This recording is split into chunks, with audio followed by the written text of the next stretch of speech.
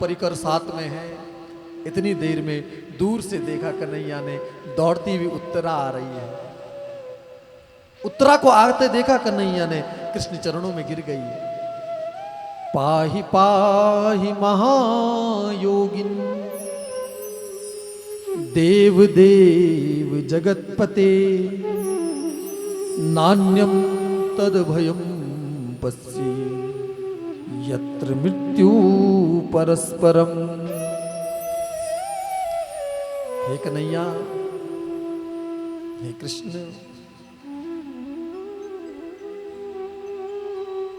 ये ब्रह्मास्त्र मेरी तरफ बड़ी तेजी से आ रहा है। मुझे अपनी चिंता नहीं है, पर मेरे गर्भ में शिशु है, मैं मां बनने वाली हूं, मातृत्व को प्राप्त होने वाली हूं।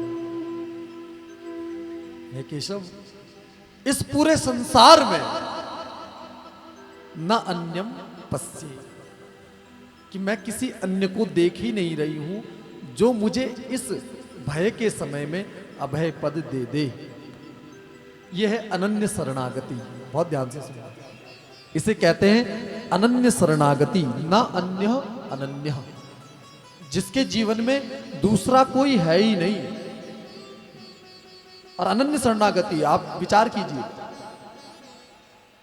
और एक बात और मैं आपको बताऊं, अपने से बड़ों से सीखना चाहिए। उत्तरा ने तो द्रौपदी मैया से सीखा है। जब द्रौपदी मैया की लाज जा रही थी, तो द्रौपदी मैया की जब लाज जा रही थी, तो द्रौपदी मैया के चीर कुशासन रूपी दुशासन खींच रहा था। तो उस सभा में महाराज द्रौपदी मैया सबकी ओर गई, किसी ने भी कोई सहायता नहीं करी। तब पुकारा है द्रौपदी मैया ने, श्री कृष्ण द्वारिका वासिन, हे द्वारिका वासी कन्हैया मेरी रक्षा करो। जब सबको देख लिया, जब पूरा संसार देख लिया, तब द्रौपदी मैया ने कृष्ण को याद किया। इधर उत्तरा ने सोचा मैं भी वही करूं तो क्या फायदा, मुझे पता है यहां पर कोई मेरे काम आने वाला नहीं है। उत्तरा कह रही है न अन्यम पश्ये, कि मैं किसी और को देख ही नहीं रही। ये अनन्य भक्ति है। कृष्ण चरणों में अनन्य प्रीति होनी ही चाहिए। अगर अनन्य प्रीति कैसे होती है? अनन्य प्रीति का अर्थ होता है कि हमारे भगवान के चरणों में अनन्य प्रेम है, तो दूसरे के प्रति कुभाव तो नहीं है, पर अनन्यता तो कृष्ण चरणों में ही है। आज काम नहीं बना तो आज इधर जा रहे हैं महाराज जी, कल उधर जा रहे हैं, परसों श्रीमान जी कहीं और पहुंच गए। यह अनन्यता नहीं है, तो संसार की लालसा है। और बोले भगवान जिंदा रख तेरी मर्जी, मार दे तेरी मर्जी, जहां ले चलोगे वहीं पर रहूंगा, जिधर नाथ रख लोगे वहीं मैं रहूंगा। यह अनन्य प्रीति है। अनन्य प्रीति के बाद अगर हम किसी और पर विश्वास करें तो खत्म हो जाता है। अनन्य प्रीति बिल्कुल ब्रह्मास्त्र के जैसी है। ब्रह्मास्त्र के जैसे कैसे? बोले अगर हमने ब्रह्मास्त्र का संधान कर दिया, और ब्रह्मास्त्र का संधान करने के बाद यदि हम दूसरे अस्त्र का संधान करते हैं, तो ब्रह्मास्त्र का संधान, जो ब्रह्मास्त्र की शक्ति है वो खत्म हो जाती है। अब ब्रह्मास्त्र की शक्ति खत्म हो जाती है। जब हनुमान जी गए हैं लंका में, तो हनुमान जी लंका में गए तो सभी को मार दिया हनुमान जी ने। पेड़ फेंके किसी निशाचर के ऊपर, किसी के ऊपर कुछ फेंका। अब जब हनुमान जी बंधे तो ब्रह्मास्त्र में ही बंधे। मेघनाथ आया, उसने ब्रह्मास्त्र में बांध दिया।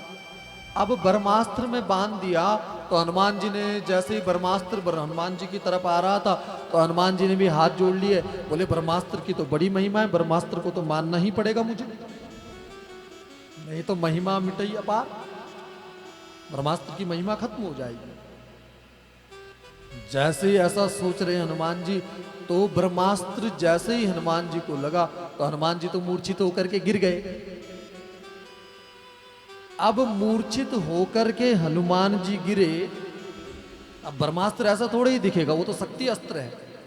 तो जैसे ही मूर्छित होकर के गिरे, उतनी देर में जो राक्षस है ना, जो ज्यादा ही मंदबुद्धि हो वो अपनी बुद्धि को ज्यादा ही तेज समझता है। अब हनुमान जी नीचे गिरे तो इतनी देर में सभी निशाचरों ने सोचा कि हनुमान जी तो नीचे, हनुमान जी नीचे गिर गया है वानर। अब ये वानर नीचे गिर गया, चलो इसे मोटी मोटी संगलों से बांध दो। और सभी राक्षसों ने मोटी मोटी संगल चारों तरफ से लपेटी, टाइट बांध दी। अब टाइट बांधी, हनुमान जी थोड़ी देर में मूर्छा टूटी। सभी राक्षसों ने पकड़ लिया हनुमान जी को, लंका के दरबार में लेकर के आ रहे हैं। अब लंका के दरबार में लेकर के आए रावण के समीप, वहां पर जा करके तो हनुमान जी ने एक ही झटके में सभी संगल, सभी महाराज बेड़ियां तोड़ दी। अब एक बात बताओ, हनुमान जी ने ब्रह्मास्त्र का तो आदर किया और बेड़ियां तोड़ दी।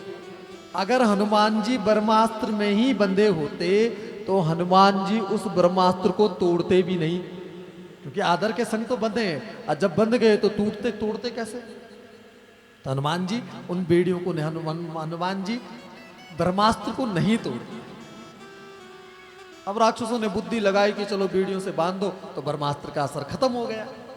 ब्रह्मास्त्र के बाद दूसरे अस्त्र का असर खत्म हो जाता है, उसकी शक्ति क्षीण हो जाती है। अब शक्ति क्षीण हो गई। ऐसे ही अनन्य भक्ति के बाद अगर हम संसार में अन्य अन्य के पास दौड़े तो हमारी अनन्यता, अनन्य भक्ति भी खत्म हो जाती है। पर उत्तरा कह रही है कि हे केशव, हे माधव, न अन्यम पश्ये, मैं किसी अन्य को देख ही नहीं रही।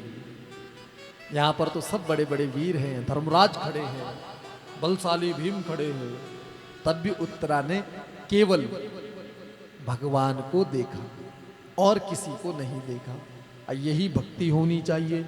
जो ऐसी भक्ति करता है भगवान की, तो भगवान कहते हैं अनन्यास चिंतयन्तो मां ये जना प्रयुपासते तेषां नित्याभियुक्तानां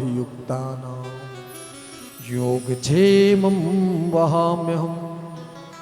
जो अनन्यता से मेरा भजन करता है, मेरा कीर्तन करता है, भगवान कहते हैं उसका योगक्षेम स्वयं मैं वहन करता हूं। अंगुष्ठ के समान भगवान हो गए। और महाराज उत्तरा को सर में हाथ रखते हुए कहा, बेटा अपने हृदय में ममत्व भाव लेकर के आओ। उत्तरा के हृदय में ममत्व भाव आया, ममता का भाव आया। कन्हैया ने तो एक रूप से गर्भ में प्रवेश कर लिया, गर्भ प्रविष्ट हो गए कन्हैया। मेरे केशव गर्भ प्रविष्ट हुए, और जैसे ही कन्हैया गर्भ में प्रविष्ट हुए सो महाराज गर्भ में प्रविष्ट हुए कन्हैया, तो कन्हैया गर्भ में प्रविष्ट हो गए और इस बालक की रक्षा करी भगवान ने। भगवान ने रक्षा करी तो